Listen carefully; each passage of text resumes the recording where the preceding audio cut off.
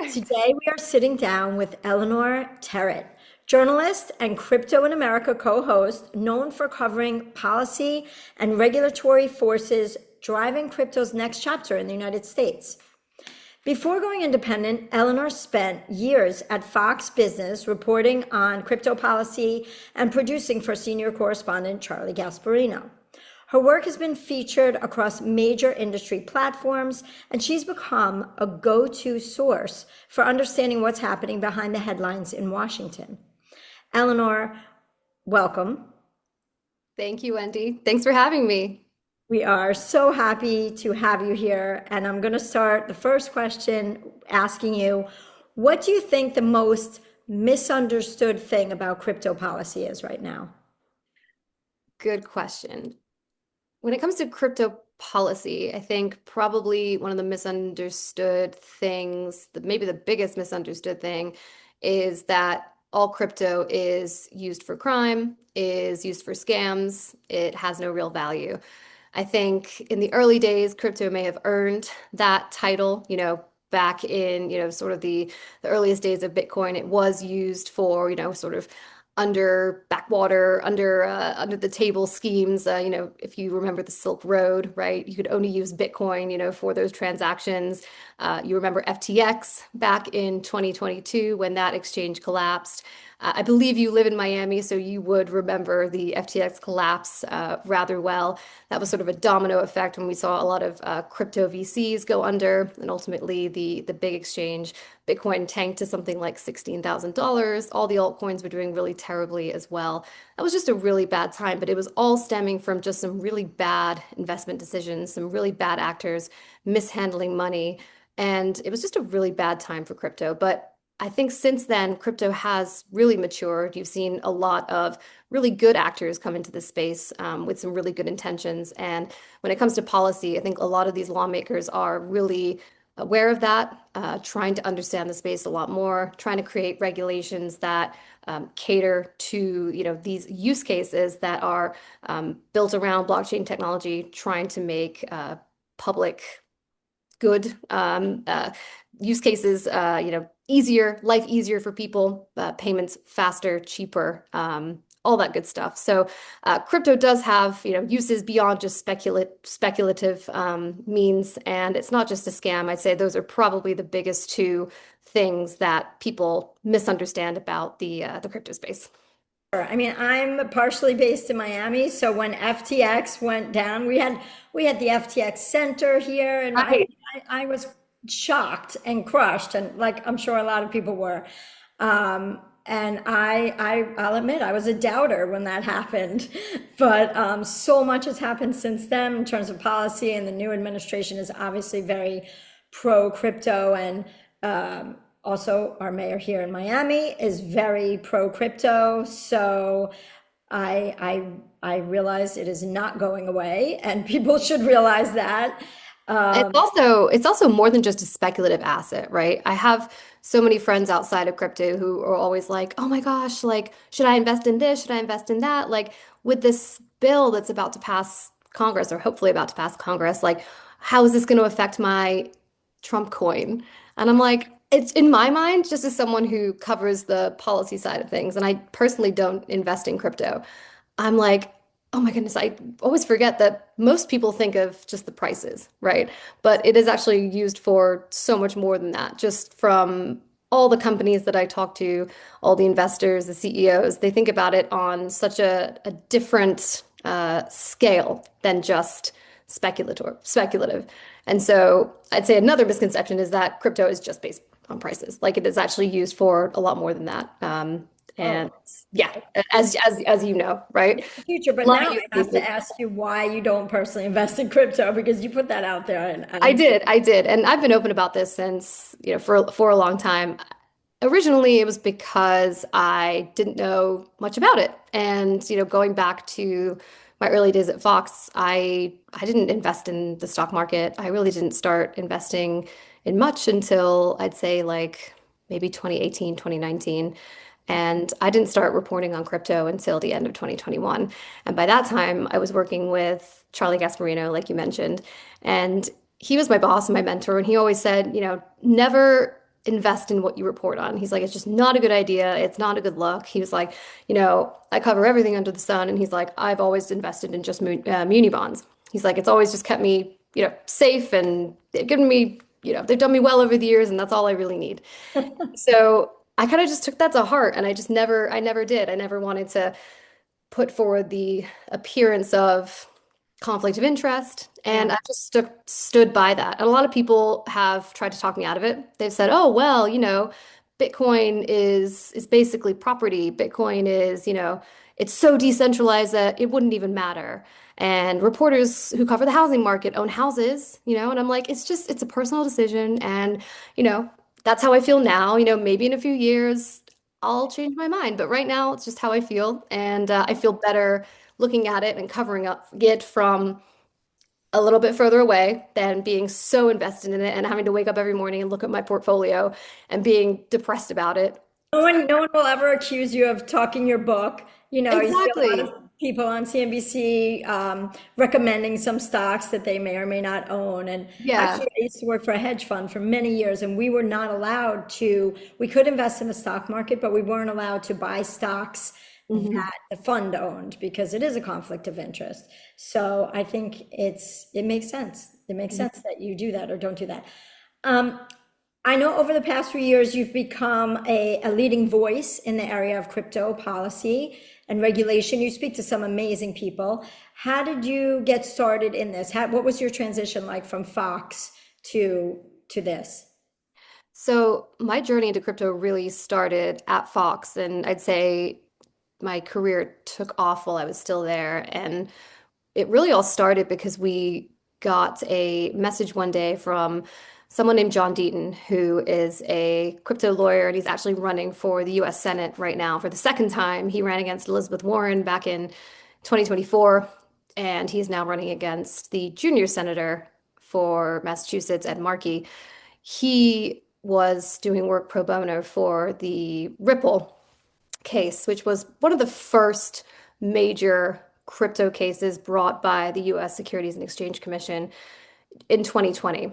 Um, if you remember back under the Gensler reign at the SEC, under the Biden administration, it really was what the crypto industry described as the reign of terror under under the Biden administration. They really cracked down on the sector. They thought everything from Ethereum downwards, Bitcoin being the exception, was a security, and that every crypto company was breaking the law by trading, selling, doing business in the crypto industry. But the truth was that there were no laws around crypto whatsoever. The So laws to break. yeah, so the crypto's art industry's argument was, how are we breaking laws that aren't written yet? Haven't So it? Yes. yeah, and so the SEC came after Ripple and they said, you're breaking the law by selling XRP to institutions, so we're going to sue you. And John Deaton had inboxed Charlie on Twitter and he said, hey, you guys should look into this case. And long story short, we did. And I realized working with Charlie, I thought crypto really is such a new industry. And this was 2020, so it wasn't a new industry in and of itself, but it was a new industry being covered by the media. And I thought, okay, this really great opportunity for a young journalist to be able to pick up a beat and really own it. And so I kind of grabbed the bull by the horns and just did it. And working with Charlie was such a, I was really in the right place at the right time, I think, because he's such a, he's a independent operator, right? He can hold his own. Like, I was his producer, but he was more than capable of doing his own thing. So he kind of let me branch out and create my own sources. I was able to go to conferences by myself and create my own sources and make connections and do my own reporting, to the point where I kind of became the de facto crypto reporter at Fox Business without being a crypto reporter, if you know what I mean. I was still a producer, but was able to build my brand through Twitter. I'd say Twitter really was my vehicle for all this stuff. If I didn't have Twitter, I don't think I'd be where I am today, to be perfectly honest. And that's really where I started. And then, 3 years there with Charlie doing all that and sort of becoming the crypto person at Fox Business, I had the good fortune and sort of the confidence to be able to leave in March of last year now. I can't believe it's almost been a year. And launch Crypto in America, which has become one of the leading policy podcasts in the space. I have a newsletter that I write alongside that. We have a Friday live show that we do under the brand umbrella now, and it's just been an incredible journey. Was Charlie supportive of your decision to, yes. Totally supportive, and he he knew I was ready to go, if you know what I mean. He's like, I think you've done everything that you can do here. And he's like, you're ready to fly the nest. And he's done this with a lot of other reporters who have been under him. My predecessor, Lydia Moynihan, is the business reporter at the New York Post. Before her was another person who went to CNBC and then went on to the Wall Street Journal. So everybody that Charlie works with inevitably has a really great career, and it's because he is such a great mentor and teacher. So, kudos to him for being such great mentor. And, I give myself a little bit of credit too for being a self-starter and a hard worker, a lot of late nights, a lot of early mornings, a lot of all-nighters. People always ask me like, what's your biggest piece of advice to someone who kind of wants to do what you do? And I always say like I I don't even have like a conventional like I feel like my path was so unconventional because like I just did so many things at like random times and I feel like stars were just aligned, but just like working hard and being willing to pull those all-nighters or stay late and get in early and talk to people and make those phone calls, Yeah. really is the sort of secret sauce, I would say. I think the answer sometimes is just be obsessed. Obsessed, don't Yeah, need a lot of sleep, and just, love what you do. Yeah. yeah, yeah, and love what you do. And you can tell that on your show. So speaking of your show, I've seen it. I'm a big fan. Thank Uh, you. and of course, I have to ask you the question that you start every show with, which is, what does crypto in America mean to you? I love that. I love that you asked me that. Well, crypto in America to me means my job and my reason for being and my happiness because it really gave me the confidence to be able to open up and build something for myself and get my self-confidence back. I Before I started reporting on crypto, I even at Fox Business, I think if we rewind a little bit before my Fox career, I was really sort of struggling to figure out what I wanted to do in life. And I I always thought I wanted to have a media career. I always kind of had a family connection with broadcasting, and it was always on the back burner, but I wasn't always sure and was always a bit hesitant and a bit lost, I would say, in my life. And I would say coming into crypto, finding myself, specifically finding such a supporting community of people and, really having the confidence to get out there has just made my life exponentially better. And I'd say crypto in America is sort of the pinnacle of that. And I couldn't be more happy and more thankful. And every time we ask a guest that, I kind of say it in my head to myself, they give their answer and I'm like, oh, if I was asked this question, I would kind of tell this story. So I'm really glad you asked me that question. It's I'm it's so the glad to hear. defining moment of my life. So thank you. Yes, of course. And I always like to say that, it's all about the people you surround yourself with, Yeah. which has definitely been a part of your story. You had a supportive mentor in Charlie, and I know that now you work with a team, you have two other hosts, right? And I just want to ask, what is that like for you working with partners? What are the sort of pros and cons, for lack of a better word, of working in a team of three like that?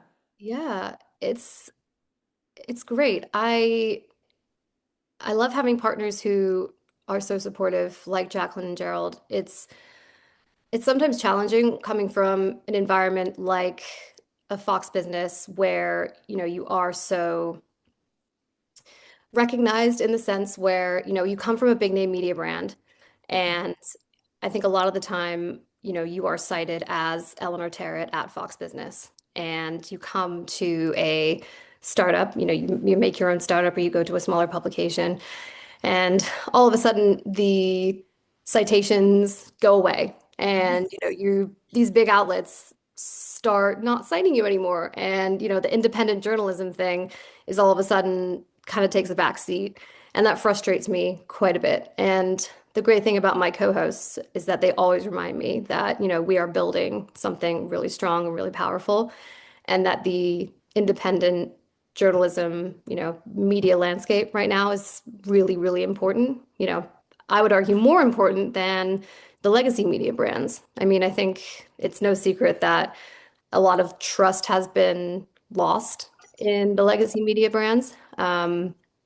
And I think just more and more stock is being put in this in the smaller independent outlets, in the citizen journalism. And so, they remind me of that every day. And it just gives me more and more confidence in what we are building together. And so having that team, having the support, and they kind of check in on me a lot. They're like, are you good? What can we help you with? It's just great. It's great. And Jacqueline comes from a business background too. She was at Bloomberg. She went to TechCrunch. Gerald's legal, so he's got sort of the legal brain where we can always bounce. There's like, is this legal what we're doing? He always gives us like the sort of the all right, pause, guys. Let's take a break and kind of rewind and make sure this is all good here. So, I'm very grateful to have them in the on the team. I mean, I think it's really smart when you are starting something up that you all gel really well together, but yet you all come from different backgrounds and you bring something different to the table. And Yeah. you can really feel that when you watch the show, and it seems like you like each other. So I'm glad to hear that you actually do. Something else I just thought of with the crypto in America and why it's important to me as well is I think from the perspective when I first started covering it, it was such a hostile space to be in this country for crypto, right? It was the end of 2021. I sort of mentioned earlier, it really was a battlefield for a lot of these companies trying to operate here in the United States, which, they always were reminding us like this is the land of opportunity and freedom and it's supposed to be business friendly, right? And a lot of those companies were not feeling that way. A lot of the builders were moving offshore, going to different jurisdictions.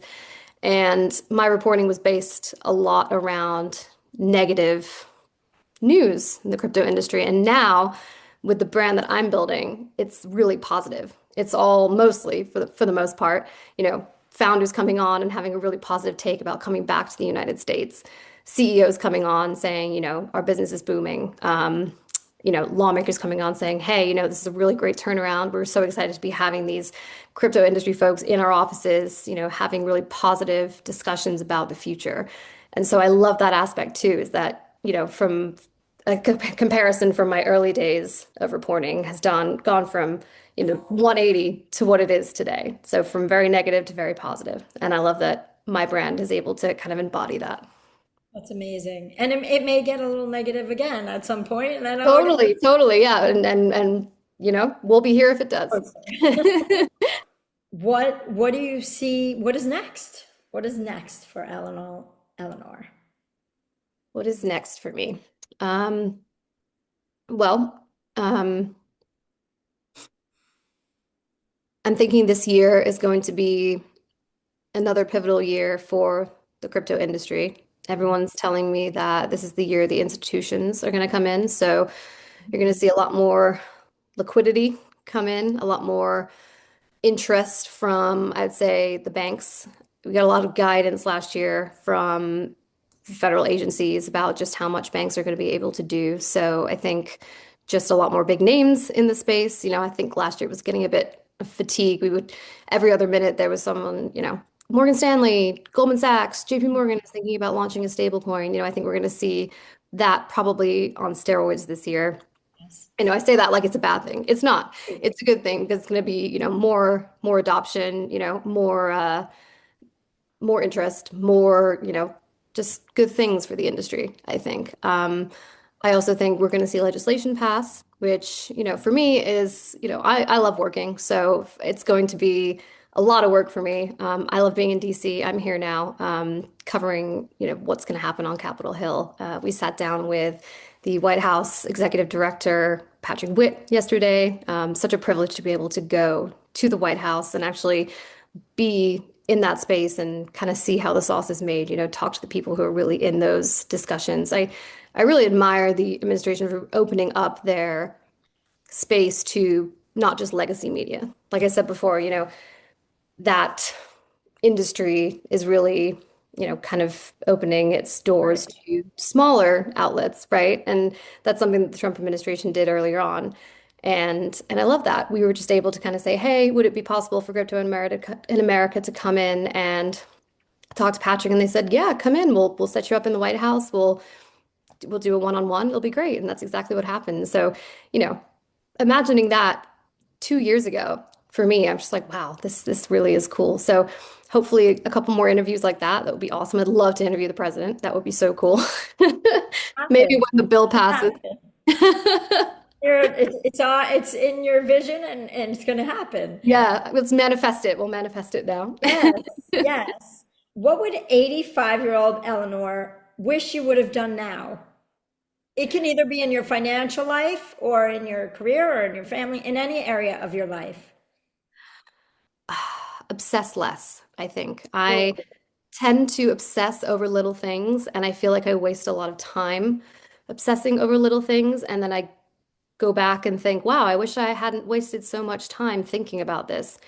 And I definitely would probably regret that. And I probably will regret that when I'm older. And when I say obsessing over things, I mean like worrying over things that shouldn't matter, worrying what people think of me, worrying what tiny little typo I had in my newsletter or tiny little on-air mistake I made. It's really with me, it's mostly, it's all about my work and it's all about the perception that people have of me.